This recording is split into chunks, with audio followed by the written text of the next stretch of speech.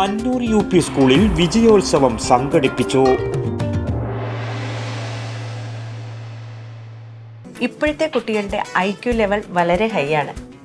അത് നിലനിർത്തണമെങ്കിൽ പ്രോട്ടീനും കാൽസ്യവും അടങ്ങിയ ശുദ്ധമായ പശുവിൻ പാൽ ദിവസവും കൊടുക്കും. നിങ്ങൾ കഴിക്കണം. ജനതയുടെ പാലും നെയ്യും ഭക്ഷണത്തിന്റെ ഭാഗമാക്കണം. അന്നൂർ UP സ്കൂളിൽ വിജയോത്സവം സംഘടിപ്പിച്ചു. സ്കൂൾ ഹാളിൽ നടന്ന പരിപാടി രാജ്മോഹൻ ഉണ്ണിത്താൻ MP ഉദ്ഘാടനം ചെയ്തു.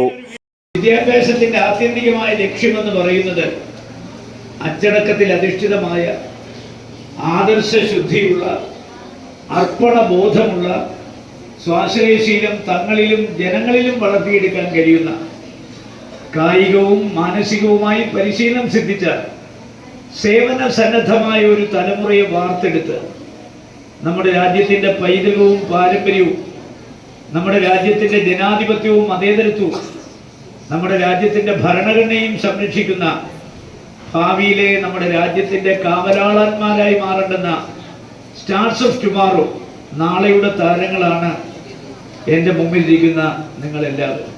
നഗരസഭാ കൗൺസിലർ KKF അശോക് കുമാർ അധ്യക്ഷത വഹിച്ചു. ചടങ്ങിൽ വിവിധ വ്യക്തികളുടെ പേരിലുള്ള എൻഡോവ്മെൻറ്റും LSS USS നേടിയ 78 കുട്ടികൾക്കുള്ള ഉപഹാരവും പയ്യന്നൂർ AEO TV സുചിത്ര വിതരണം ചെയ്തു.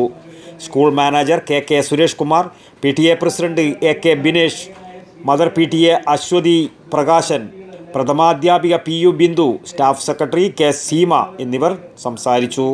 News bureau, Payyanur. ശ്വാസം വലിച്ചോട്ടെ. എത്ര വയസ്സ് വരെ പാൽ കൊടുത്തു? 1 വയസ്സ് വരെ.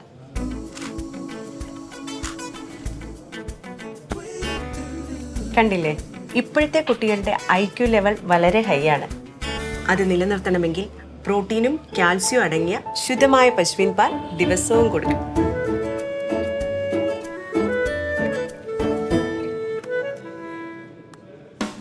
ഇപ്പൊ ജനതാ പാൽ എല്ലായിടത്തും ഉണ്ടല്ലോ.